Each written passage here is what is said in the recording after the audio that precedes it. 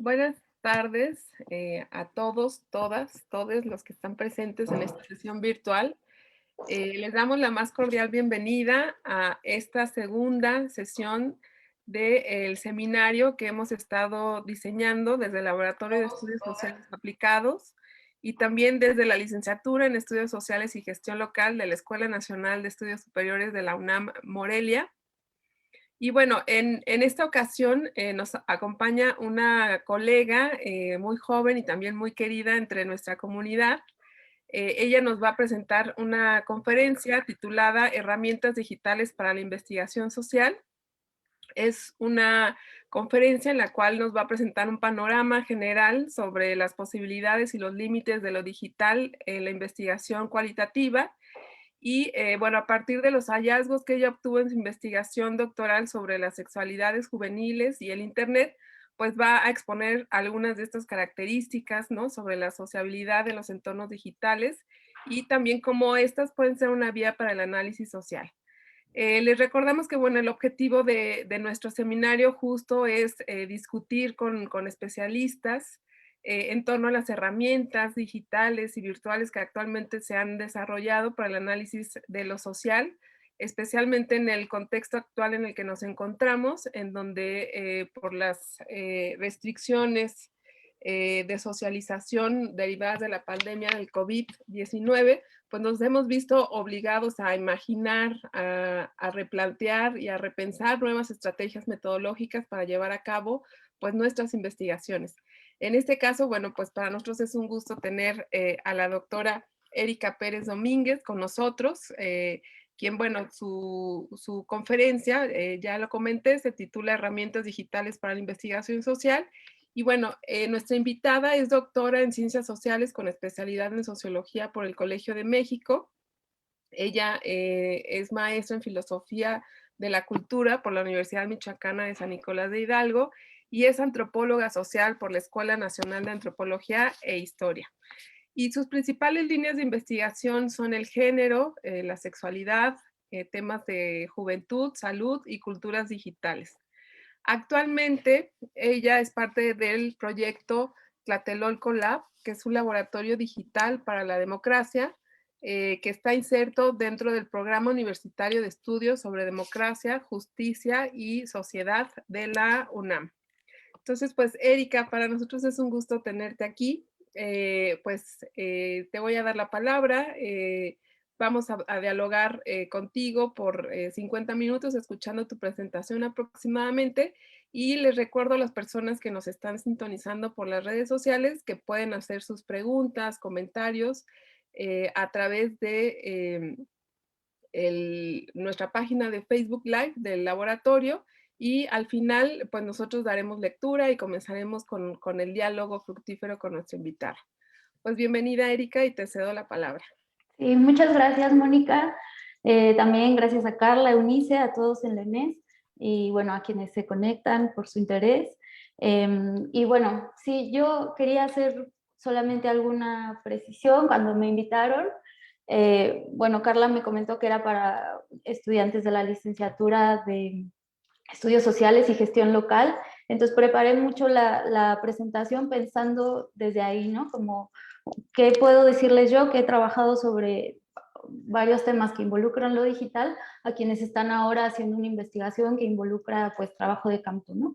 Entonces espero que sea útil y bueno, sí, como decir que voy a estar hablando desde ahí, desde alguien que se formó en las ciencias sociales, particularmente la antropología, a estudiantes que también, ¿no?, están en formación, pero yo creo que, bueno, esperemos que lo que comparta sea útil para muchas más disciplinas, para muchas más personas.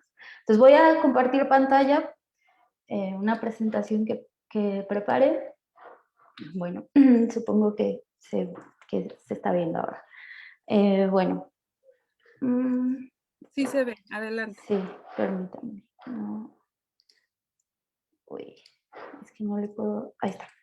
Ya, bueno, pues sí, decir que es justo lo que decía Mónica, en el último año he estado como acompañando y me han estado invitando a otros espacios similares para compartir con estudiantes que justo se vieron en ese problema, ¿no? De que están haciendo su investigación y de pronto cayó la pandemia. Y bueno, es como un problema porque de entrada para quienes hacemos antropología, por ejemplo, siempre se nos dice que lo que distingue a la etnografía, que es nuestro método de otras disciplinas, es el hecho de estar ahí, ¿no?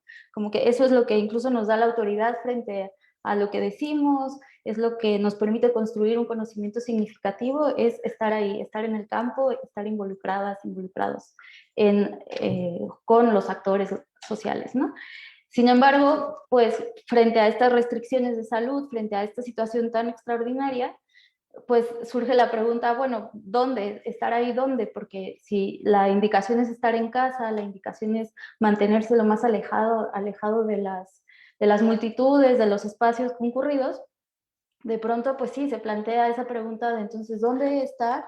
Y cómo estar, porque pues dadas las circunstancias, ¿no? Y esto que puede ser, pues sí, de hecho es una situación extraordinaria y lamentable en muchos sentidos, también puede ser una oportunidad de explorar otras vías, ¿no? De explorar otras preguntas, de hacer otras formas de investigación. Justo estaba viendo que cuando fue la Segunda Guerra Mundial para las ciencias sociales, fue un momento en donde tuvieron que virar hacia otro tipo de preguntas, hacia otro tipo de desarrollos teóricos y metodológicos, justo frente a una situación social que rebasaba los planteamientos de la disciplina, ¿no? Entonces, frente a este momento en donde pues se nos plantea este gran reto, una de las respuestas o una de las formas en las que se ha buscado salir de este problema es voltear hacia lo digital, ¿no? Yo recién cuando estudié el doctorado, fuimos como 2 personas en mi generación que trabajábamos temas digitales. En general había cierta pues distancia de nuestras profesoras, profesores con el tema, era pues un tema que se veía un poco marginal, y de pronto está haciendo un tema que todo el mundo quiere voltear, todo el mundo está buscando si ahí está la respuesta para hacer campo o para resolver el problema en el que estamos, ¿no? Y bueno, si bien lo digital en la investigación cualitativa tiene ya pues bastantes años, sigue siendo un campo nuevo, un campo en construcción, y que ahora con la pandemia se está intensificando esta como mirada hacia lo digital en la investigación cualitativa.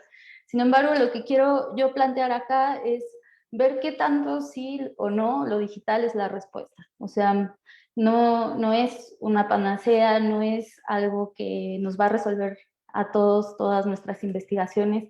No necesariamente es la respuesta para todos los temas, no necesariamente es la respuesta para todas las formas de investigación.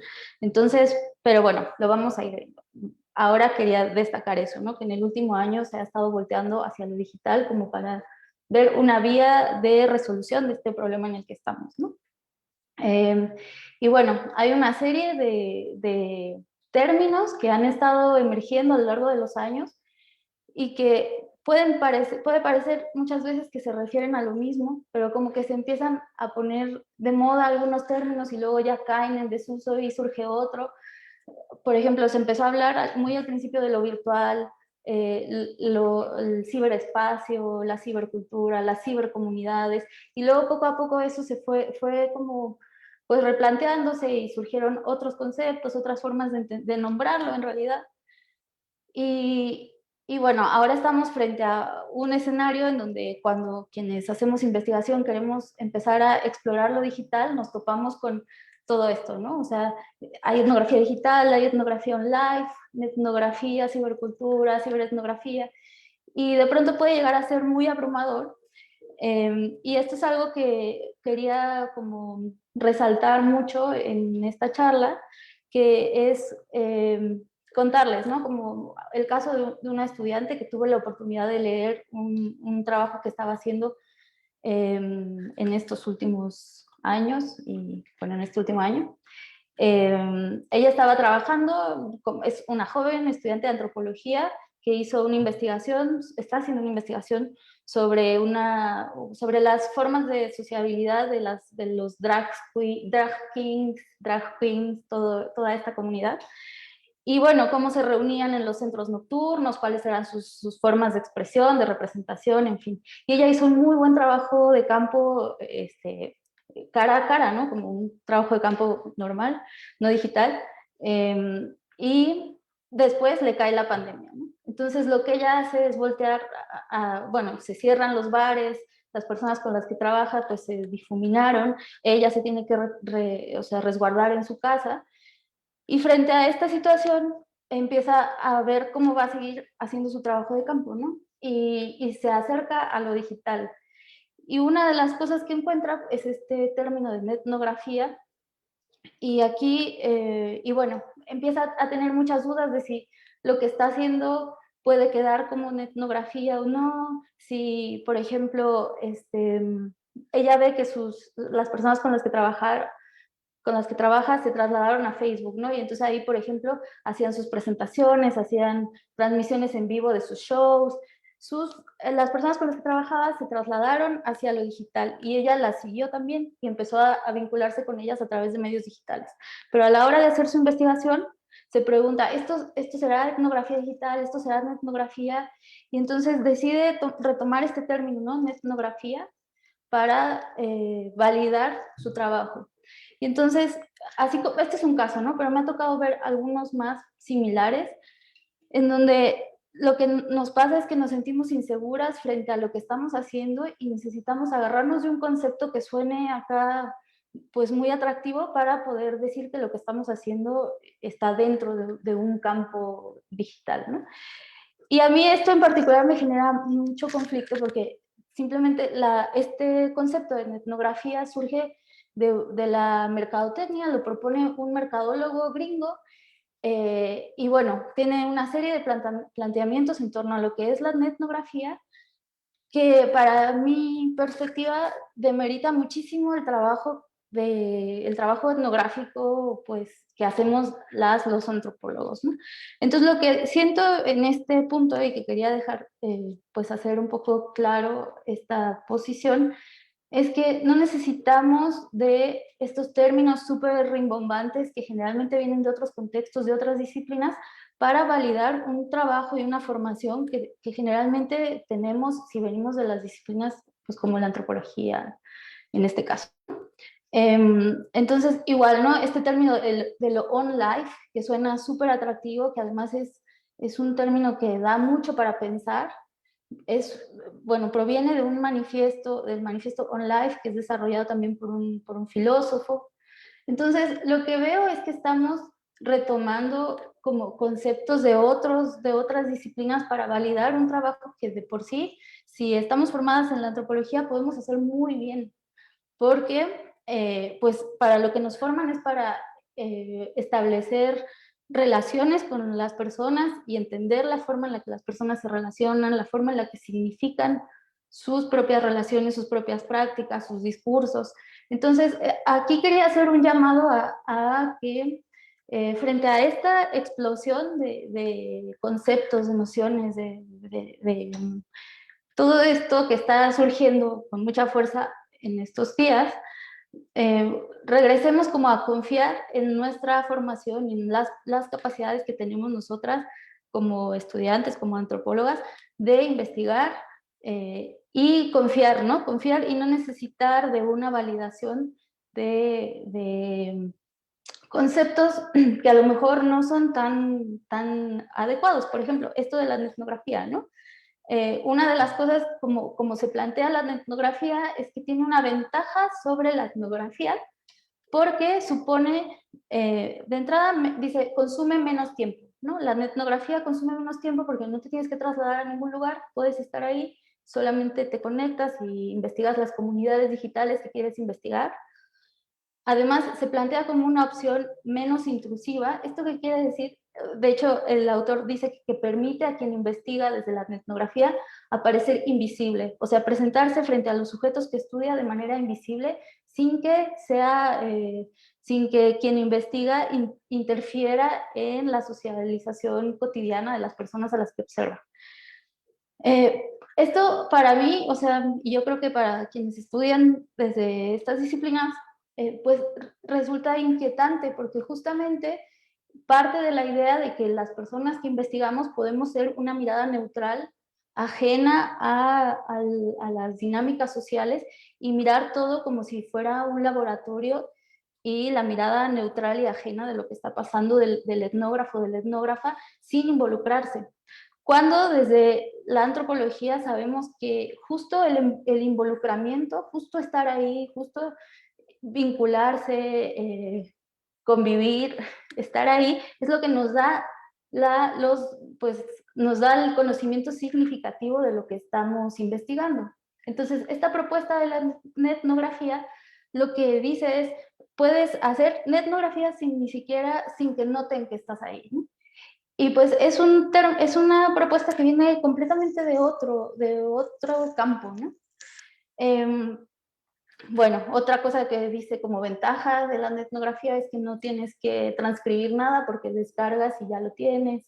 En fin, es una propuesta que para mí es, o sea, es legítima si estás haciendo un tipo de estudio. Pero si quieres hacer un estudio antropológico, etnográfico, justo está como del lado opuesto. Entonces a mí me parece muy inquietante que desde nuestras disciplinas, desde la antropología, la sociología, se estén utilizando estos términos, estas técnicas, cuando nosotros tenemos una tradición súper fuerte y muy sólida para lograr investigar pues lo que está pasando, ¿no? Para lograr investigar cómo son las relaciones de las personas, cómo son las formas de significación sociales, las narrativas, los discursos, las prácticas, los símbolos, el poder, todo esto atravesado por lo digital, porque así es como está nuestra vida. O sea, nosotros no estamos en un mundo fuera de lo digital, nuestra propia vida está atravesada por lo digital. Entonces, desde ahí podemos construir una forma de entender que no necesita de estas nociones, ¿no? Ese es como mi punto de vista, igual creo que se puede discutir, ¿no? Y bueno, aquí eso es lo que quería hacer énfasis en eso, ¿no? Que hay esta explosión de términos, de nociones, y que tratemos de no perder el norte, ¿no? Confiar en lo que hacemos, confiar en que nuestra formación en ciencias sociales nos da para investigar esto. No es como que tengas que llegar a un mundo, o sea, no es como que cuando decides estudiar algo atravesado por lo digital tengas que abandonar tu formación y meterte a un mundo nuevo que está formado por estos términos, ¿no? Bueno, entonces voy a adelantar, voy a seguir. Entonces, si bien eso no es etnografía digital desde mi punto de vista, porque lo que plantea este autor es más bien una forma de stalkeo, ¿no? Es como me voy a meter a ver qué están haciendo las personas sin que me vean, voy a copiar, pegar, descargar. Pues es un stalkeo muy refinado, pero no es etnografía. Sin embargo, creo que no todo tiene que ser etnografía digital. Es decir, hay muchas otras formas de hacer investigación que permiten un conocimiento significativo y que no necesariamente tienen que ser etnografía, ¿no? Porque también esto me ha pasado mucho, como ver que hay personas que hacen investigación que denominan etnografía y lo que hacen es eso, es ver todo desde lejitos. Entonces, yo creo que esa investigación puede dar, un tipo de investigación así, de mirar desde lejos o con otro tipo de técnicas, puede dar un conocimiento importante y puede responder a ciertas preguntas, y está bien, pero no es necesariamente etnografía digital y está perfecto. O sea, mi propia investigación no es etnografía digital. Al ratito les voy a contar de mi investigación, pero bueno, quería apuntar eso. Entonces, bueno, en un intento por desentrañar qué lugar tiene lo digital en la investigación, quería hacer como esta propuesta. Hay, por ejemplo, antes de pasar a lo que les propongo, hay un autor que se llama Daniel Miller. Él, por ejemplo, dice que lo digital en la antropología está en dos momentos, ¿no? Hay una es estudiar cómo las sociedades utilizan, los grupos sociales utilizan las tecnologías. Ese es como un campo de lo digital. Y otro es las consecuencias del uso de las tecnologías. Y así como esa, hay distintas propuestas, ¿no? Y yo creo que es importante empezar a desentrañar, a ordenar, ¿no? Porque lo digital ahorita parece que está en todo, y entonces necesitamos como empezar a ordenar para poder tomar decisiones metodológicas. Entonces, esta es una propuesta de entender lo digital como, como un campo, ¿no? ¿Cuál sería un ejemplo del campo digital? Los estudios, por ejemplo, de cómo son las relaciones en un grupo de Facebook. Y mi campo está delimitado por el grupo de Facebook, ¿no? O, no sé, una app de citas y cómo se llevan a cabo las relaciones en esa app, ¿no? Dentro de ese campo delimitado como digitalmente. Desde mi perspectiva y también desde la perspectiva de Daniel Miller, el autor que les acabo de comentar, desde la antropología el campo no puede ser solamente digital. O sea, puesto que la socialización es híbrida, es decir, es digital y no digital, nuestra mirada quedaría muy limitada si nos quedáramos en algo únicamente digital. Entonces, bueno, pero hay investigaciones que sí se centran solo en lo digital y bueno, es súper válidas, ¿no? Como objeto, lo digital como objeto sería, por ejemplo, analizar los tweets, ¿no? Como esto que está muy de moda también, ¿no? Como analizar mensajes de tweets, analizar, pues sí, el comportamiento de las tendencias, analizar memes, por ejemplo. Hay muchos trabajos muy buenos de eso, ¿no? De analizar memes, analizar distintos artefactos digitales, ¿no? En fin. Entonces, esa es otra forma como lo digital está presente en la investigación. Y otra es como herramienta para construir datos. Es decir, nos interesa un fenómeno social y para acercarme a él utilizo ciertas herramientas que involucran lo digital. Ahora vamos a ver algunos ejemplos, pero esta distinción que yo hago aquí, pues es una distinción analítica. En la vida real, esto no está tan claro, ¿no? Hay muchos como entrecruces y los límites pueden a veces en algunos casos no estar tan claros. Lo que nos va a dar claridad siempre es la pregunta de investigación, ¿no? ¿Qué quiero saber? Y entonces, ¿cómo puedo verlo? Ya sea utilizando una herramienta digital para construir el dato, lo que quiero conocer, o si lo que quiero conocer es un campo que está atravesado por lo digital, en fin. Entonces, bueno, esta es una propuesta analítica, pero en nuestro trabajo cotidiano estos límites no están muchas veces tan claros, pero nos sirve para la exposición. Bueno, entonces acá les presento algunos ejemplos de herramientas digitales para la investigación cualitativa, ¿no?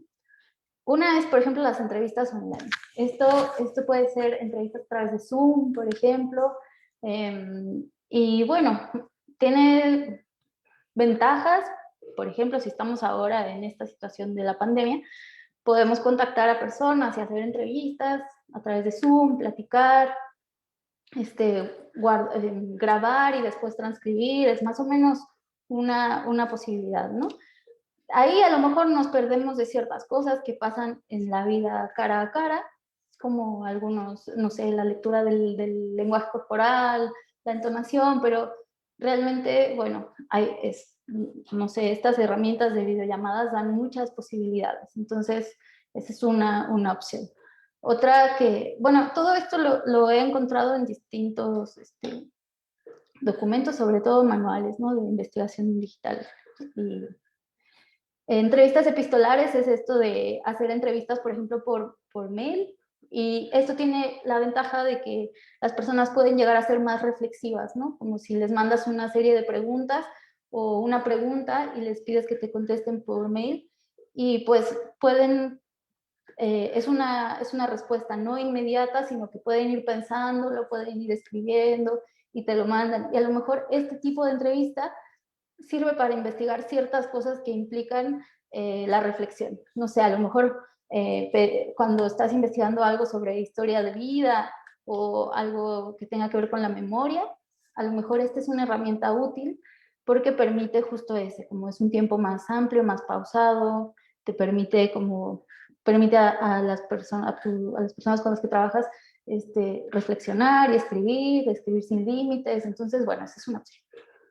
Otra es a través de grupos de Facebook. Esto también, hay algunos ejemplos muy buenos. Por ejemplo, ahí en el Colmex hay una investigadora, Paulina Gutiérrez, fíjense, eso es interesante, se me pasó, lo quería comentar antes. Ella, por ejemplo, hace una investigación en donde lo digital está completamente ahí y utiliza este término de etnografía multilocal de George Marcus para hablar que ella trabaja con personas trans, que las personas habitan distintos espacios, entre ellos, por ejemplo, grupos de Facebook, pero también espacios en la ciudad, sus propias casas, en fin, es como su campo es múltiple y su estrategia metodológica decidió utilizar esta noción de George Marcus de etnografía multilocal. Y bueno, es un trabajo súper bueno y fue muy útil ese concepto para ella, ¿no? Entonces, bueno, ella, por ejemplo, creó grupos de Facebook con las personas con las que iba trabajando y las iba incluyendo y ahí iba como registrando las interacciones, involucrándose, ¿no? Otro es hacer diarios, blogs, esto también pasa como, por ejemplo, abrir un blog, ir metiendo como tus reflexiones, invitarle a las personas con las que trabajas a que también comenten o que ellas mismas hagan sus propios diarios. Es decir, no sé si quieres ir viendo como, no sé, una experiencia a lo largo del tiempo de algunas personas, pedirles que vayan todos los días o en cierta frecuencia ir escribiendo cómo fue su día, dependiendo de lo que quieras investigar, ¿no? Esa es otra opción. Cuestionarios con formularios, estos de Google que puedes mandar y se difunden muy fácilmente y hasta el mismo formulario te hace algunas grafiquitas, fotografías, videos, audios, todo este material audiovisual también es muy se utiliza mucho en estas investigaciones. Registro en video de participantes. Aquí he visto algunas investigaciones que hacen esto de que a sus sujetos de estudio les ponen una GoPro y, por ejemplo, para registrar sus trayectos en la ciudad o sus actividades cotidianas, cosas así. Entonces, como una forma de registrar la vivencia cotidiana o no cotidiana, o la que quieras registrar de alguna persona. Otra es esto, ¿no? De capturas de pantalla de redes sociales, que está relacionado con lo que veíamos hace rato de la etnografía, ¿no? Que es entrar a algún entorno digital y lo que te interese, lo que puedas como responder a tus preguntas y te pueda ayudar a ir construyendo como lo que quieres conocer, pues capturar pantalla, guardarlo. Web scraping es esto de recuperar las páginas de internet pasadas, ¿no? Como, en fin, descarga y visualización de datos. Esto es otro que está así, pues esto que está muy de moda de hacer, por ejemplo, descargar tweets en torno a una tendencia y hacer visualizaciones, mapitas en donde se ve los usuarios, cuántas veces tuitearon, con quién se conectaron, en fin. Todo esto, o sea, en sí misma, una técnica en sí misma no te da una investigación, sino que es una herramienta que te puede servir para complementar, para construir mejor tu investigación.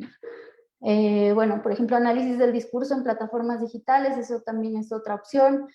Análisis de transmisiones en vivo o presencia tuya en una transmisión en vivo, en fin, estos son algunos ejemplos que quise recuperar para traer acá y mostrar que las posibilidades de lo digital para la investigación cualitativa son muchísimas y dependen mucho pues, de tu creatividad y de tus intereses en la investigación. Nada está escrito, o sea, más bien, sí hay muchas cosas escritas, pero lo que quiero decir con esta expresión es que este es un campo en construcción y que podemos explorar y utilizar lo que mejor nos convenga para ir construyendo mejores interpretaciones, descripciones del mundo. Entonces, bueno, voy a pasar a mi investigación. Déjenme ver si me pasó algo. Bueno, ya. Entonces, les voy a contar brevemente de mi investigación. En realidad, les quiero contar de mi investigación para poder llegar a otros pequeñas como tips que les quiero dar. Entonces, bueno, yo investigué en el doctorado, hice un trabajo sobre jóvenes, sexualidad, género y redes sociales, ¿no? Me interesaba fundamentalmente entender si las generaciones que habían nacido en un mundo en el que ya había internet, o sea, por ejemplo, cuando yo nací no había internet en mi casa ni nada, pero hay generaciones que ya nacieron con internet, y lo que me interesaba era saber si esos jóvenes tenían una forma distinta de vivir y entender la sexualidad y el género. Detrás estaba la idea de que Internet nos pone en contacto con una serie de discursos, con prácticas, con posibilidades de interacción que no existen fuera del online.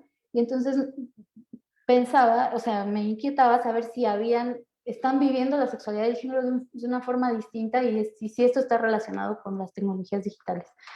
Y no solamente saber o sea, qué formas de experiencia y significación de la sexualidad y el género tienen, sino si estas formas son expresiones como de agencia y transformación de las normas de género, o son formas diferentes de cumplir lo mismo. Es decir, si las y los jóvenes con quienes trabajé están viviendo formas más libres, más diversas de entender la sexualidad y el género, o están reproduciendo las mismas normas, pero de formas distintas.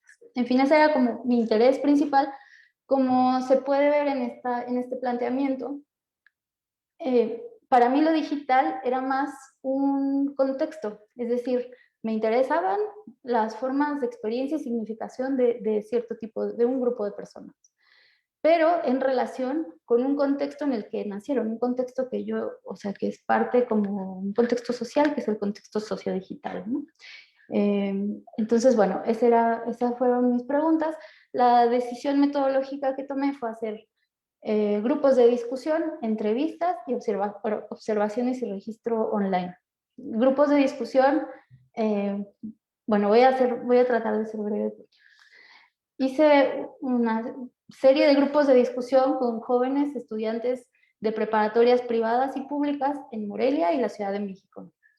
Y bueno, en los grupos de discusión lo que exploré fueron cuáles eran sus ideas en torno a la sexualidad y el género, más en el sentido de las ideas normativas. Es decir, cuando estamos en un grupo de discusión y planteamos un tema, generalmente lo que sale ahí son como estas ideas compartidas o ideas que generan discusión, ¿no? Y entonces, bueno, hice grupos de discusión que inicialmente los planteé mixtos, pero pude hacer un par de grupos de discusión solo de hombres y solo de mujeres. Después de los grupos de discusión, escogí a algunas personas que estuvieran de acuerdo en continuar para hacer entrevistas a profundidad, y en las entrevistas lo que pude construir a partir de las entrevistas son más bien las experiencias personales, es decir, esas cosas que en el grupo no iban a decir, ¿no? En el grupo, pues cuando estás con más personas hay ciertas cosas de tu vida diaria o de tu vida más íntima que no compartes, pero en las entrevistas sí pude como acceder a ese tipo de narraciones, más experiencias individuales, reflexiones personales en torno a los mismos temas, ¿no? Y después de quienes aceptaron en los grupos de discusión ser parte de un segundo momento de la investigación, que era agregarlos a Facebook, y yo les dije que lo que quería hacer era observar cómo interactuaban en Facebook, muy en términos de la etnografía, ¿no? O sea, obviamente ya estando en Facebook, pues yo interactúo con ellos, pero tampoco, pues como interactúo normalmente, ¿no? A veces un like, un comentario, es decir, una interacción que ahí también yo tomé la decisión, diferente a otras propuestas, de agregar a las personas con mi propio perfil. O sea, hay algunas propuestas de que cuando haces este tipo de investigación tienes que abrir un perfil aparte para hacer esa investigación, y en fin, yo sabiendo eso y viendo cómo estaban las cosas, decidí no hacerlo, decidí usar mi propio perfil, en parte porque creo que la investigación implica desde mi perspectiva una relación, de entrada ya una relación un poco desigual, ¿no? Una es la que pregunta y el otro es el que contesta, y entonces yo quería medio equilibrar las cosas y no quería agregar a las chicas, los chicos con los que platiqué, desde un perfil que no tuviera historia, desde un perfil con una foto, sino que si yo les estaba preguntando por cosas súper personales, por cosas que les movían un montón en ese momento, por sus experiencias, no me sentía bien de presentarme con un perfil vacío, ¿no? Entonces, de algún modo, esa fue una decisión metodológica que tomé, los agregué como agregaría cualquier otra persona y bueno, ya a partir de ahí, en realidad, la gran parte de mi trabajo se construyó de los grupos de discusión y de las entrevistas. Las observaciones y el registro online me sirvieron como para ilustrar y para reforzar ciertos hallazgos o ciertas reflexiones. Pero lo fuerte de mi investigación se construyó en estas otras dos técnicas. Entonces, bueno, fueron hombres y mujeres de 15 a 19 años, estudiantes de prepas privadas y públicas, Morelia y Ciudad de México. Entonces, bueno, rápidamente, algunos hallazgos. Hay una parte de hallazgos que tienen que ver con el género, con el contexto digital, algo que trabajé que era el postfeminismo y bueno, una parte sobre emociones, pero no voy a comentarlo ahora, me voy a centrar en los hallazgos que tienen más que ver con lo digital. Un tema que fue así, pues, uno de los hallazgos que tienen que ver con esto, es que yo cuando empecé a investigar y empecé a construir mi marco teórico y todo esto, me topé con esta idea de que del continuum online-offline. Es como, no sé, quienes nos hemos acercado a los temas digitales, es un tema como recurrente.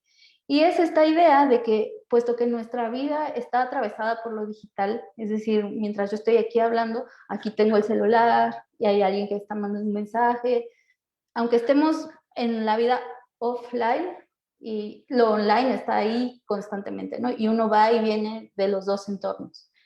Puesto que esto es así, hay autores, autoras que proponen que no tiene ningún caso ya distinguir lo online y lo offline, porque pues nuestra vida está atravesada por las dos y entonces resulta inútil distinguirlo. Yo llegué al campo con esa noción, ¿no? Yo para mí, pues como lo había leído y me parecía que pues sí que tenía razón, llegué al campo pensándolo así, pero bastó una semana haciendo campo para darme cuenta que no es cierto. O sea, esta idea de que el online y el offline ya no tiene caso distinguirlo, al menos en mi investigación, sí era necesario distinguirlo. Les voy a poner un ejemplo. Cuando platicaba con las chicas de cómo utilizaban las redes, en fin, fue muy común que me dijeran, bueno, es que las cosas que son importantes es mejor decirlas en persona, porque si las dices por internet, pues se van a quedar ahí y se las pueden enseñar a sus amigos o se las pueden mostrar a alguien más. En fin, este tipo de distinciones. Las y los chicos con los que yo trabajé claramente distinguían lo online y lo offline. O sea, para ellos no es lo mismo como para una misma, ¿no? No es lo mismo y hay formas distintas de estar en lo digital que estar en lo offline y hay consecuencias distintas de lo que haces en línea que lo que haces fuera de línea. Entonces, esa fue como una de las primeras reflexiones que surgieron en torno a este tema, ¿no? De lo digital. Que si bien hay esta noción que es muy atractiva de dejemos de distinguir lo online y lo offline, hablemos de lo on-life, porque todo está mezclado con todo. Es cierto, pero desde la mirada de quien investiga es necesario seguir haciendo distinciones, porque las prácticas son distintas, las consecuencias son distintas, las formas de socializar en ambos espacios son distintas. Entonces, sí, mi recomendación es que antes de asumir ciertas ideas como ciertas, las pongamos pues a prueba en el campo, ¿no? El campo es el que nos da el norte siempre.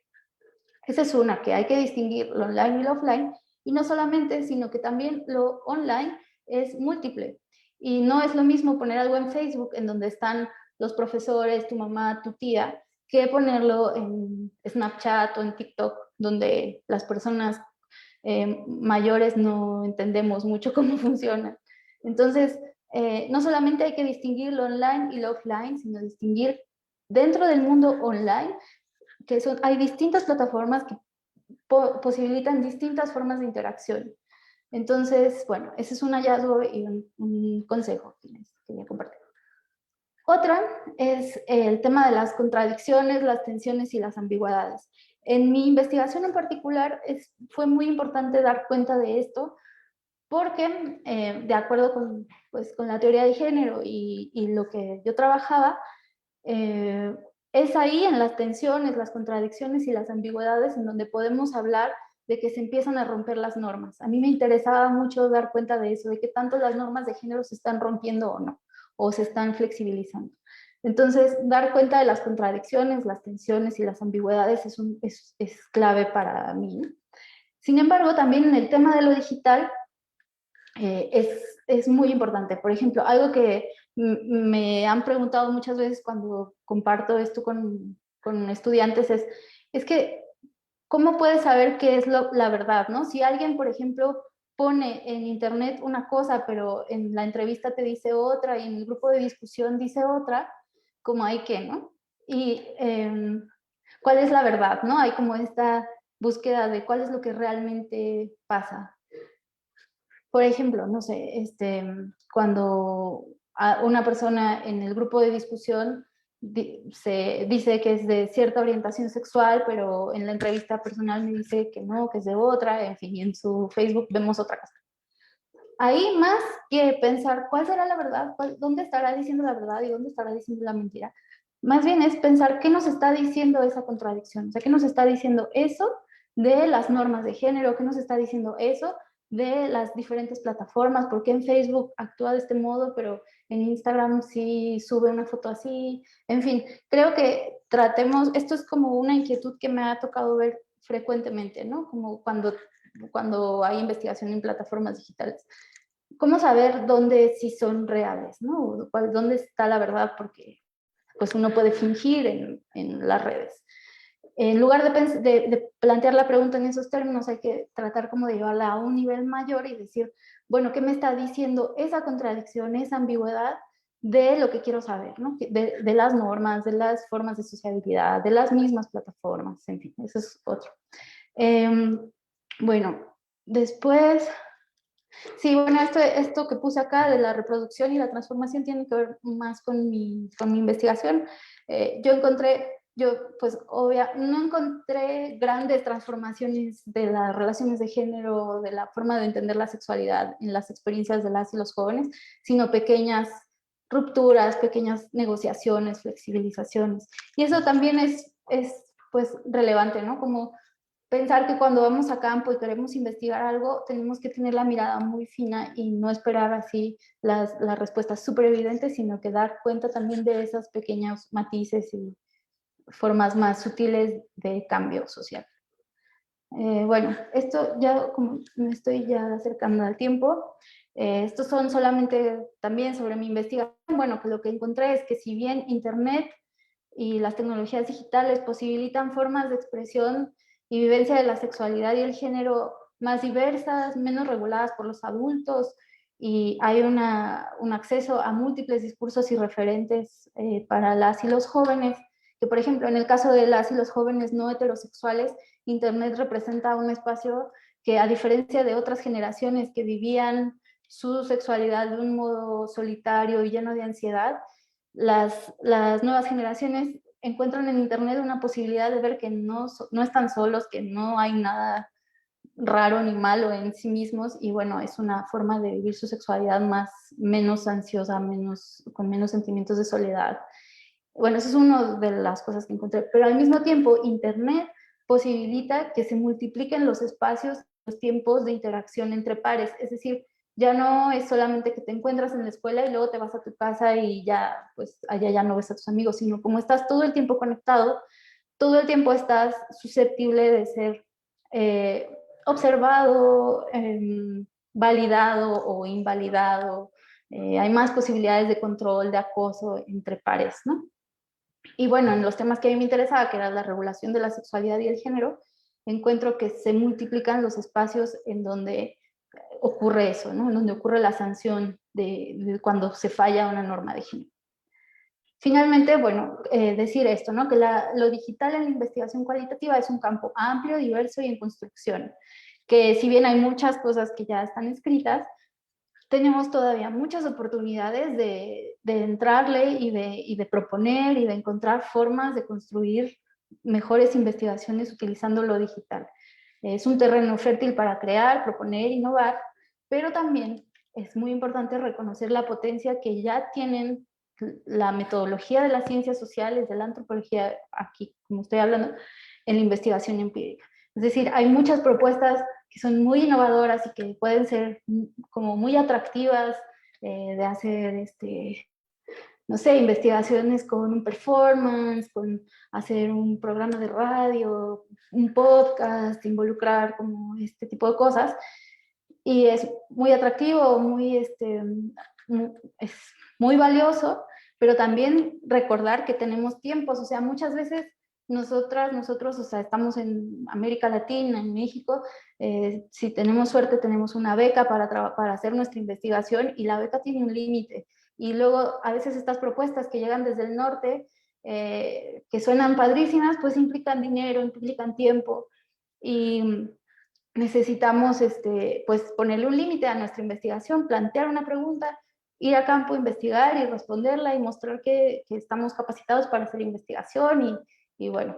Entonces, si bien es un espacio para crear, para imaginar, innovar, también recordemos siempre que nuestra formación desde las ciencias sociales nos da muchas herramientas ya para hacer investigación.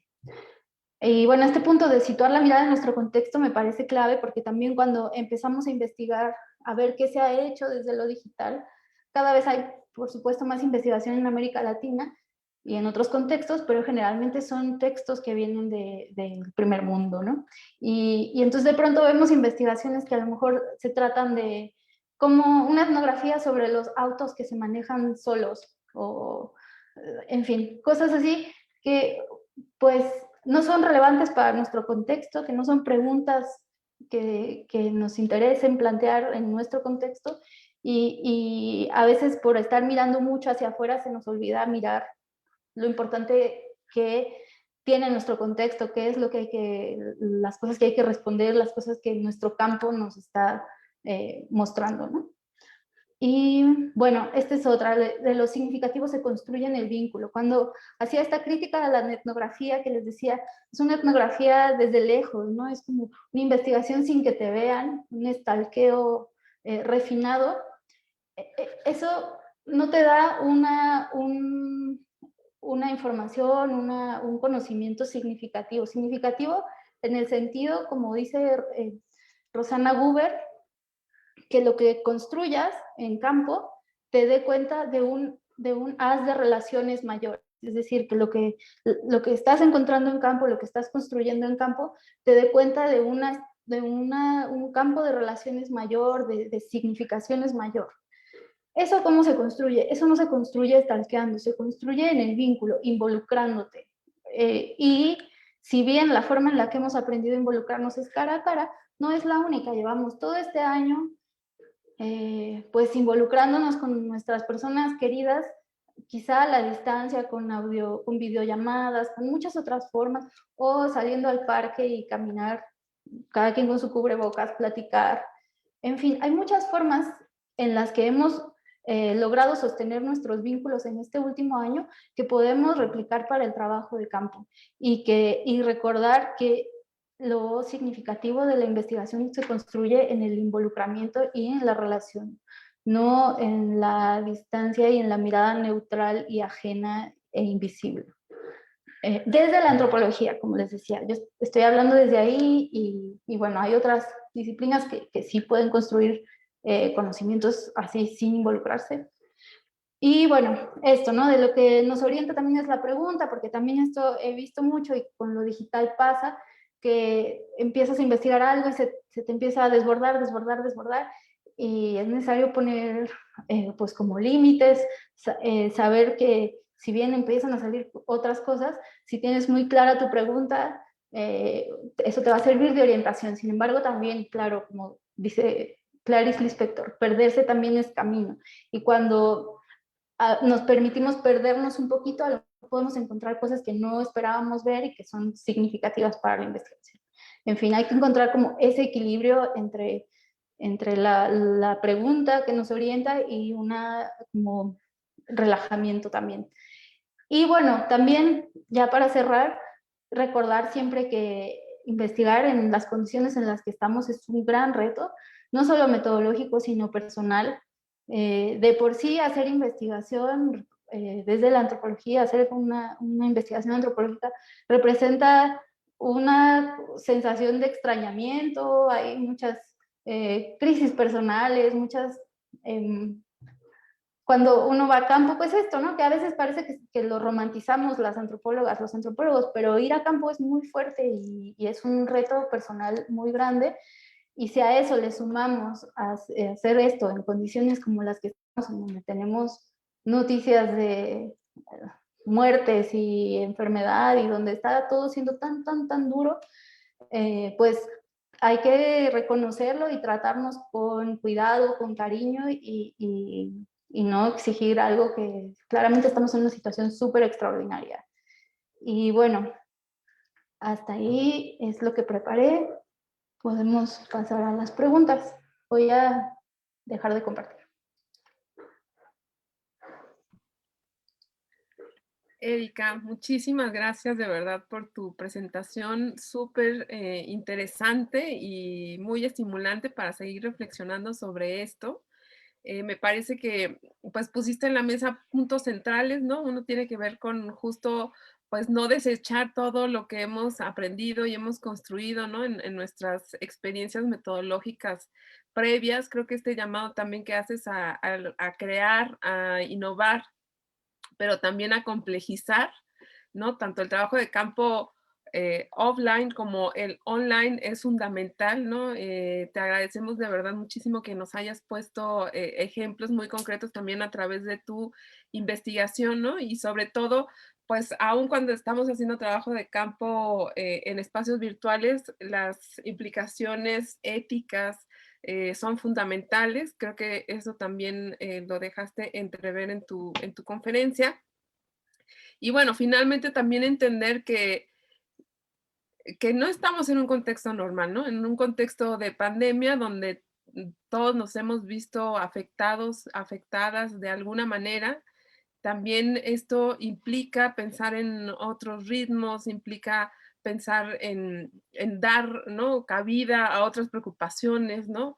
Y bueno, también es cierto que esta idea de que el mundo siga avanzando a pesar de pandemia, pues ejerce mucha presión sobre las personas que estamos realizando investigación social, cuando en realidad no podemos pensar que vamos a hacer etnografía digital como antes de la pandemia, ¿no? Yo creo que esta parte que nos dejas también al final me parece muy interesante de atender. Y bueno, pues voy a leer ya las preguntas, son varias, entonces hay muchas felicitaciones también en el Facebook, Erika, la verdad es que me pareció que fue muy interesante. Te voy a hacer una ronda de 3, 4 preguntas y voy a comenzar con la primera. Arely Méndez León, pues nos comenta que pensamos que estar en medio de una contingencia sanitaria, que al estar en medio de esta contingencia no podemos realizar investigaciones etnográficas y tal vez ya debemos pensar que las formas de aprender o de investigar ya no volverán a ser iguales. Este es un comentario que Arely nos comparte. Eric García también nos comenta que le parece muy pertinente el que hayas diferenciado la etnografía de la observación no participante, sobre todo cuando hablabas de la net etnografía. Víctor Vázquez también señala que está de acuerdo con tu explicación. Definitivamente, él, bueno, nos confirma que su investigación tiene que ver con lo digital, más bien como una herramienta para construir datos. Gracias a esta diferenciación que hiciste, aunque él pensaba que era un campo, ahora tiene más claridad sobre esto. También Katia Villafán nos pide que por favor des algún ejemplo y abordes más sobre el web scrapping, que le gustaría conocer más sobre esto. Martín Cepeda nos comenta si podrías profundizar más en cómo funciona la etnografía multilocal en la investigación digital. En realidad estamos teniendo ahorita 2 preguntas, los demás son comentarios, por eso me voy a permitir leer la última, que es de Elizabeth Rocha, quien está preguntando sobre algunas reflexiones que puedas compartirnos sobre los aspectos éticos en el uso de las plataformas o de las herramientas digitales en la investigación. Sí, muchas gracias. Gracias por sus comentarios, por el interés. Bueno, sí, esto que decía Areli de que tal vez tenemos que asumir que ya no va a ser lo mismo. Sí, pues claro, es una posibilidad, ¿no? Que a lo mejor ahora pasa esta pandemia, pero si todo sigue como hasta ahora, a lo mejor van a llegar otras pandemias, en fin. Es muy pronto para saber hacia dónde van las cosas y puede ser una buena idea ir pensando que así vamos a estar o ya no va a ser igual.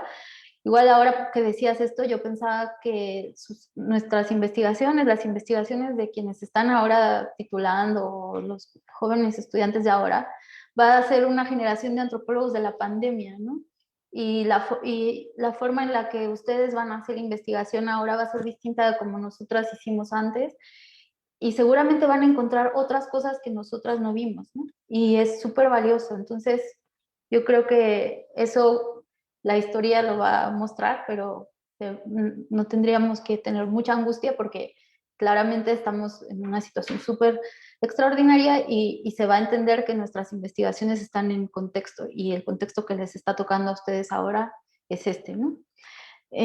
Sobre lo de web scraping de Katia, ahora se me viene a la mente un ejemplo de también un compañero del doctorado que hizo su investigación sobre lecciones e internet y él utilizó esta herramienta, una herramienta de web scraping, que es decir, ir como viendo cuáles eran las páginas que había antes. Entonces, por ejemplo, vio cuáles fueron las primeras páginas de internet de los partidos políticos, ¿no? Como cuál fue la primera página de internet del PRI, o llegó a las primeras versiones de las páginas del INE, o de los zapatistas, que fueron los primeros como que empezaron a utilizar las páginas para motivos políticos. Entonces es una herramienta que te permite, realmente no, yo nunca la he utilizado, sé por estas investigaciones que conozco, pero yo creo que si buscan así web scraping, lo que hace es eso, es como una especie de arqueología de las páginas de internet y vas viendo cómo eran antes, ¿no? Y eso te permite, pues ya dependiendo del objeto de tu investigación, pero por ejemplo en este caso te permite, que les cuento, permitió ver cuáles eran las formas de utilización de las páginas de internet por parte de los partidos políticos para emitir sus mensajes y cómo ha ido ese mensaje político cambiando en función también de las tecnologías, ¿no? Lo que decía Martín de la etnografía multilocal, esto es de George Marcus. Yo te recomiendo que busques la tesis, bueno, sí, a George Marcus, si lo googleas así también te sale, pero para una aplicación como más cercana de este concepto en lo digital es Ana Paulina Gutiérrez, ella es del Colmex. Ella tiene una investigación, como les decía, de comunidades trans, de identidades trans, y es muy interesante porque su investigación es desde la antropología urbana, pero también desde la antropología de Internet. Y en lugar de hablar de etnografía digital, de etnografía ciber, decide utilizar este marco de George Marcus, que básicamente lo que dice es, si bien antes el campo lo definía la aldea, ¿no? El campo de los primeros antropólogos, antropólogas, estaba definido por los límites físicos, es decir, voy a estudiar Santa Clara del Cobre, o voy a estudiar, y el pueblo era lo que te definía tu campo, ¿no? Vienen pues las migraciones, las transformaciones sociales, y los sujetos empiezan a viajar, y entonces nuestro campo se despliega, ¿no? Y entonces ya el campo no es solo la aldea, sino que empieza a adquirir múltiples localizaciones, ¿no? Y entonces lo que hace una etnografía multilocal es dar cuenta de las interacciones en donde tienen lugar, que pueden ser múltiples y ya no están limitadas por el campo. Entonces esa idea, que ya pues es de los 80, yo creo, y es muy potente metodológicamente, lo que hace Ana Paulina en este caso es retomarla para pensar lo digital. Y entonces ella, su investigación, pensando que sus sujetos están en algunos bares de la Ciudad de México, pero también en un grupo en Facebook, en un grupo en Facebook privado en donde interactúan, en sus casas, en fin. Entonces su campo es multilocal en ese sentido, es multilocal tanto virtual como offline, ¿no? Entonces, bueno, ahí puedes encontrar su tesis o sus publicaciones que tiene. Y sí, sobre las implicaciones éticas, yo creo que ese es también un tema que genera mucha inquietud. También nosotros en México estamos acostumbrados a hacer un tipo de investigación distinta a como se nos ha empezado a pues explicar desde Estados Unidos, por ejemplo, ¿no? Yo cuando hice mi investigación, como trabajé con menores de edad, me tocó hacer unos formatitos de consentimiento informado para las y los chicos con los que trabajé. Y entonces les pedí ahí, o sea, era un consentimiento firmado en donde les decía, ¿estás de acuerdo en participar? Y bueno, más o menos las condiciones, que yo no iba a utilizar sus nombres reales para nada, ni sus fotos, o sea, a pesar de que yo estudié, bueno, exploré sus interacciones en Facebook y en Instagram, nunca tomé una imagen en donde saliera su rostro. Y entonces, bueno, son como la ética tiene que adaptarse a las condiciones. O sea, hay ciertas condiciones que se imponen desde cierta academia, que es, hay que pedir permiso por absolutamente todo, pero también juega ahí una parte del criterio personal del compromiso personal con quienes investigas, ¿no?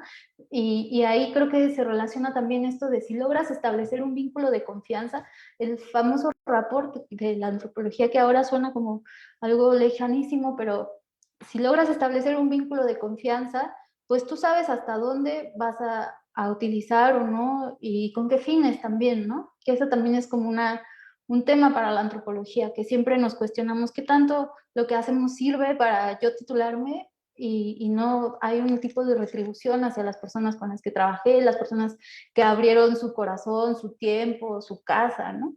Entonces yo creo que son temas que nos han acompañado como disciplina desde siempre, que ahora con lo digital se plantean como más explícitamente y que una tiene que ir aprendiendo y tomando decisiones. Desde luego, hay ciertos criterios que imponen las instituciones. Por ejemplo, cuando empecé a trabajar, cuando yo empecé a hacer mi investigación, hubo una preparatoria en la que sí me pidieron incluso que el consentimiento fuera firmado por los papás de los chicos. Al final, por una circunstancia súper extraordinaria, ya no seguí trabajando en esa preparatoria, y en cambio hubo otra preparatoria en donde yo fui a hablar con las autoridades y me dijeron, tú pásale y ya, si ellos quieren hablar contigo, que ellos hablen. En fin, también hay ciertos límites que nos impone las instituciones, el contexto. Y creo que mientras una sea comprometida con lo que está haciendo y respetuosa, como uno es en general en la vida, pues no tendría que haber mayor problema, ¿no? Muchísimas gracias, Erika. Viene otra tanda de preguntas que está más enfocada, digamos, a la forma en cómo procediste en tu investigación en concreto. Entonces, está Rosy Alarcón, quien nos pide, por favor, que expliques mejor cómo trabajaste los grupos de discusión, si tú les ponías un tema o alguna pregunta, y si hay alguna diferencia con el focus group. También Gaby Alvarado nos pregunta qué tipo de muestreo se implementa en este tipo de investigaciones digitales, si es que desde ahí se parte. Em, Alex Junior Juárez nos pregunta qué teorías de género utilizaste para tu investigación. Em, José de Jesús Flores también nos pregunta qué plataforma utilizaste para sistematizar, digamos, para capturar y procesar la información de las entrevistas de un grupo de Facebook. Eh, un poco también pues tiene que ver con este interrogante de cómo sistematizar la información que se obtiene a través de estos medios virtuales. También Rosy te pregunta eso. Y bueno, ¿cuánto tiempo te llevaste en la realización de tu tesis? Y de nueva cuenta, si utilizaste alguna herramienta digital para procesar las entrevistas. Y finalmente, si está publicado en algún lugar tu trabajo para poder consultarlo. Sí, muchas gracias. Sobre los grupos de discusión, lo que pregunta Rosy, sí, yo, bueno, hay como una distinción entre grupos de discusión y focus group. como que lo de focus groups viene más desde la mercadotecnia, la publicidad, y grupos de discusión es más desde las ciencias sociales. Sin embargo, pues no sé si las diferencias son muchas. Lo que yo hice fue, primero fui a las preparatorias, ¿no? Y hablé con las autoridades, les planteé cuál era mi interés de investigación, de dónde venía, todo eso. Y ellos fue distinto en cada preparatoria. En un caso, por ejemplo, la preparatoria me consiguió la posibilidad me armó los grupos, ¿no? Yo les pedí que fueran mínimo un grupo de primero, un grupo de segundo y de tercer año, para tener los tres grados escolares. Y les pedí que fueran mixtos. Y entonces, en algunos casos, la misma institución me ayudó y los convocó a sus propios estudiantes, me dieron un espacio, un salón, y me permitieron estar 2 horas más o menos con cada grupo. Y bueno, era necesario ir con las autoridades para que les pudieran valer la falta, ¿no? Para que se justificara la falta. Entonces, esa fue la forma más fácil. Yo solamente llegaba al salón, llegaban los chicos, hacíamos este acuerdo previo, yo les decía, voy a grabar todo, no voy a usar sus nombres, me pueden decir su nombre o como quieren que les diga. De todas formas, nada de lo que salga publicado va a traer su nombre. Les pasé el formatito en donde ponía algunos datos. Y bueno, iba planteando, yo hice una guía para el grupo de discusión, pero realmente cada grupo era distinto y algunos temas que a lo mejor yo tenía ahí para profundizar muchísimo generaban cero interés en ellos, y entonces había otro tema que no se me ocurrió y que salió ahí, y entonces tenía que profundizar. Esa es como una de las grandes ventajas de no como hacer las cosas tan rígidas, ¿no? Sino permitir que pues el mismo grupo vaya fluyendo. Y los grupos lo que dan es, como decía antes, dan esa posibilidad de dar cuenta tanto de las tensiones como de las nociones compartidas. Es decir, por ejemplo, yo al principio sí tenía un tema sobre el sexting, o sea, sí había considerado hablar de eso, pero pensaba que no iba a generar como mucha discusión. Y resultó que era de lo que más querían hablar, ¿no? Bueno, no todos, pero en algunos casos era un tema que generaba muchísimo, muchísimo diálogo. Y ahí, obviamente, había ciertas cosas que las jóvenes no me decían en el grupo, ¿no? Por ejemplo, experiencias personales. En los grupos, por ejemplo, ninguna chica aceptó haber mandado una foto. Los hombres sí, los hombres decían, no, sí, no mandado, sino recibido, ¿no? Mientras que en las entrevistas, cosas que no me dijeron en el grupo, sí me lo dijeron en las entrevistas. Entonces, creo que el grupo te permite te permite hacer ese tipo te permite dar cuenta de ese tipo de nociones, ¿no? Y las entrevistas, otro tipo de datos. Entonces, bueno, eso. Sobre el muestreo, bueno, yo realmente no, como mi investigación, más bien la pregunta es por cómo es el muestreo en las investigaciones digitales. Como mi investigación no es digital, sino una investigación que tiene sobre todo online, pero que se refiere a lo digital y que utilice lo digital como herramienta nada más, pues no, realmente no tuve que hacer ninguna estrategia de muestreo. Y no sé, supongo que, por ejemplo, en los estudios sobre Twitter, ahí hay un gran problema porque cuando descargas los tweets, cuando pides, por ejemplo, descargar unos tweets, Twitter te da los tweets que quiere, o sea, no hay una posibilidad de decir, dame los tweets de mujeres, hombres, de personas que vivan en México, que tuiteen desde tal lugar.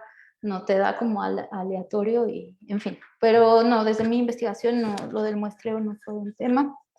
Sobre las teorías de género, pues yo también mi investigación tuvo como muchas idas y venidas, pero bueno, terminé encontrando muy útil una perspectiva de género viene desde los estudios culturales y los estudios de la comunicación y de género, que hablan sobre algo que se llama posfeminismo.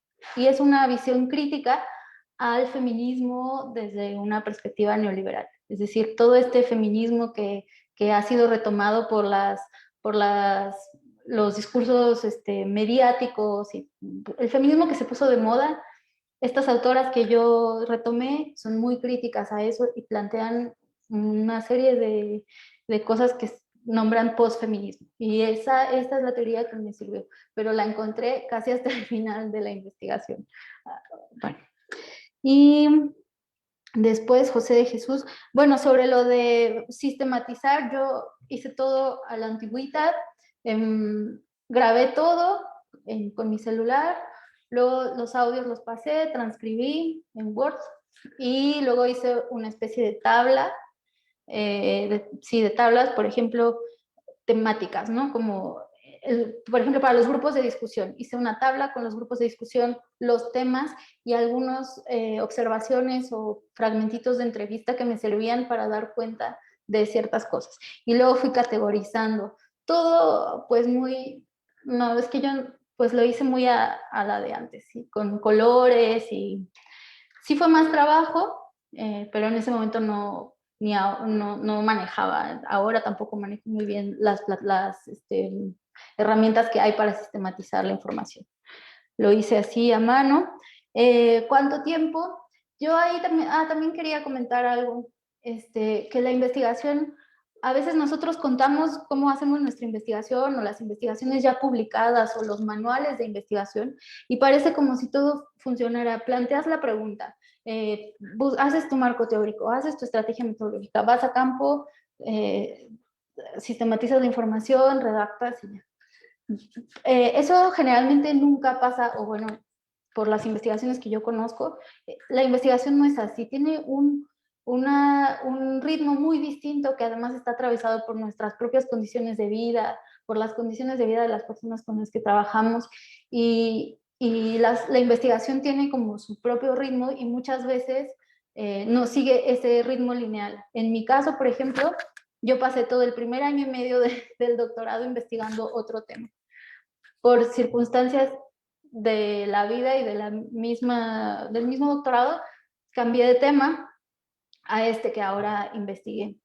Eso significó que yo tuve que empezar a hacer campo ya mucho después que mis compañeros, ¿no? Y por eso mismo no hice una investigación etnográfica que implicaba mucho tiempo. Tenía que hacer una estrategia metodológica que me permitiera en corto tiempo dar cuenta de lo que quería. Y por eso propuse esto. Bueno, gracias también a mi directora de tesis que me propuso como esto de los grupos de discusión, bueno, yo lo de la entrevista y las observaciones. Estos tres formas de construir la investigación me permitieron llegar a un conocimiento significativo de lo que yo quería saber sin ocupar mucho tiempo y bueno, así, ¿no?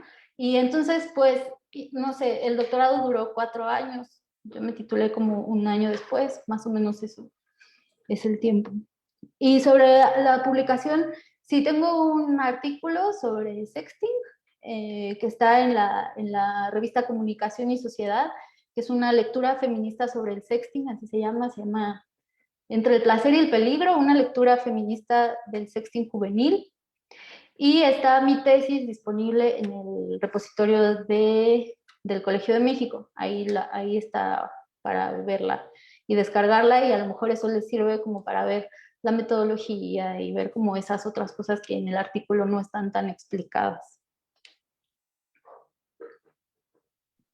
Muchísimas gracias, Erika. Y bueno, esta ya es la última, ahora sí la última y nos vamos. Siguen llegando más preguntas, probablemente no vamos a tener oportunidad de plantearlas aquí todas, sin embargo, bueno, pues le hacemos la invitación a Erika para que las revise en nuestra página del laboratorio y pueda, pues a lo mejor desde ahí hacer algunas recomendaciones puntuales. Hay varias preguntas, la de Santiago Vargas, Fernanda Martínez, Alicia Méndez y María Vargas Hernández, que giran en torno a lo mismo, Erika, y tiene que ver con si existen herramientas amigables para personas que no estén familiarizadas con lo digital, ¿no? Y que digamos, como que estas temáticas sitúan mucho dentro del mundo juvenil, pero cuando se está trabajando con otro tipo de población que no está familiarizado con esto y que ahorita nos vemos obligado a hacerlo, pues qué herramientas, ¿no? O qué estrategias puedes compartir. También en el caso del trabajo con personas que no están interesadas o que no están motivadas o que no responden mucho a esta forma de comunicación digital. Esa sería como una pregunta aglutinada en estos 4 compañeros. La otra tiene que ver con si puedes hablar sobre las limitantes que puede haber en las entrevistas online. Creo que esa un poco ya la has respondido cuando hablaste de la diferencia entre los grupos focales y las entrevistas virtuales. Gilberto Jiménez plantea que, bueno, él quiere estudiar una investigación sobre los factores socioculturales que propician la violencia contra las mujeres a través de un grupo de Facebook donde se comparte contenido misógino y él pues está dudando si su observación debería de ser participante.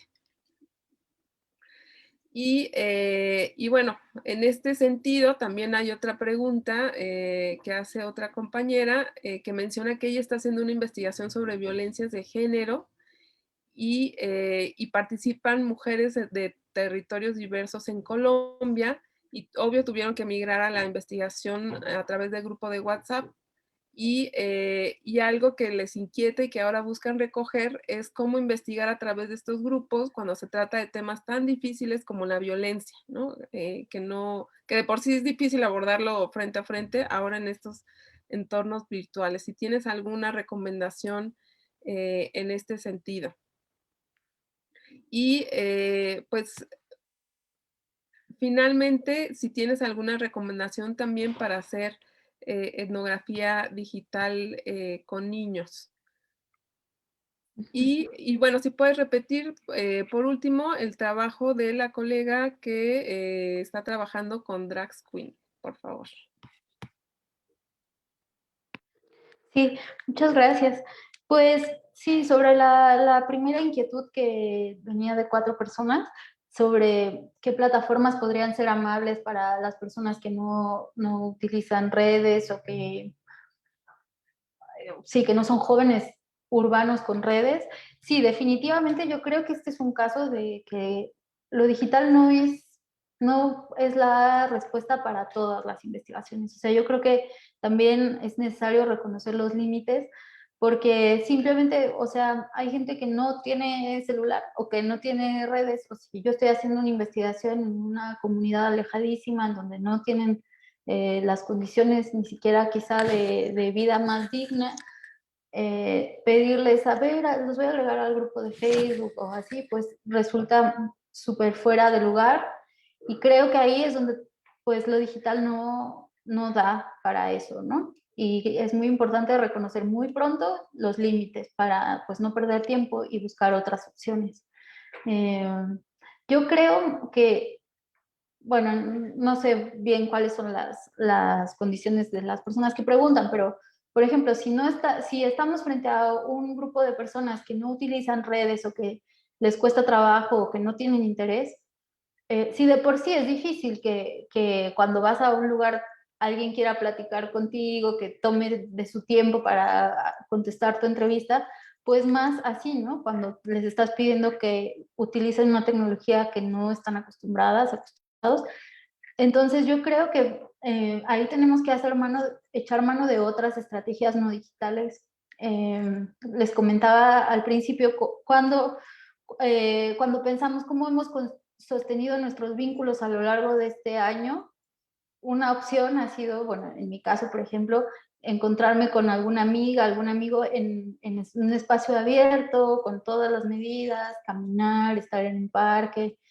A lo mejor ese es un tipo de investigación, de entrevista en pandemia, ¿no? Estar en un espacio abierto, pero que involucra estar ahí, porque lo digital no necesariamente es la respuesta para todos los temas.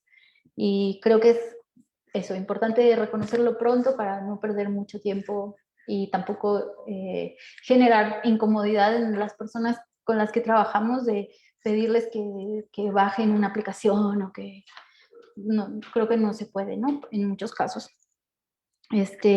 Sobre el grupo de violencia en Facebook, pues Sí, esto que si es necesario hacer, o sea, participar activamente o no, es lo que más o menos les decía, de que hay muchas formas de hacer investigación. Si queremos hacer investigación desde la antropología, es necesario involucrarse de algún modo. No se puede hacer antropología de lejitos, tenemos que involucrarnos, conocer a las personas.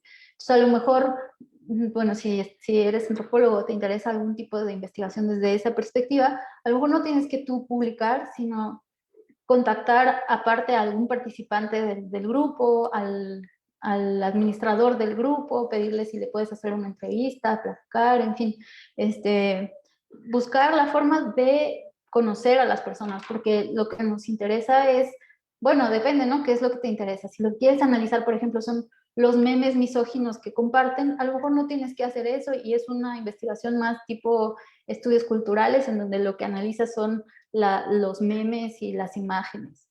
Pero si lo que te interesa son las motivaciones o las experiencias o los procesos como de involucramiento de los hombres en este tipo de prácticas, tienes que hablar con ellos y pues hay que encontrar la forma de conocerlos, de acercarte, de vincularte.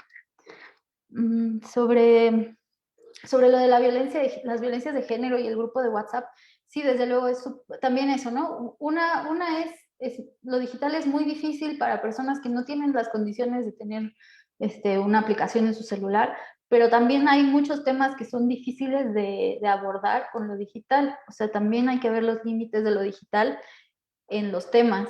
Puede haber cosas como estas que sean muy difíciles de compartir.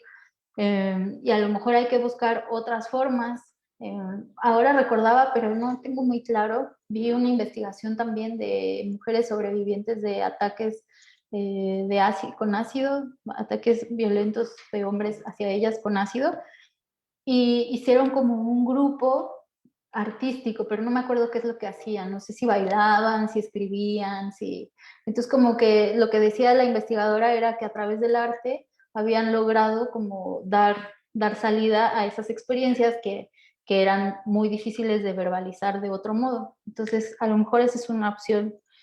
Y bueno, sobre lo de etnografía digital con niños, no tengo conocimiento de investigaciones de eso. Sería interesante. Yo creo que ahí está el tema del consentimiento de los papás, porque pues es muy delicado lo de anonimizar sus caritas y bueno, sí pues hay ciertas implicaciones, ¿no? Y a lo mejor ahí es más fácil a través de juegos, a veces también creemos que los niños no tienen mucho que decir, pero sí, hay mucho que seguro pueden responder a una entrevista tranquilamente, ¿no?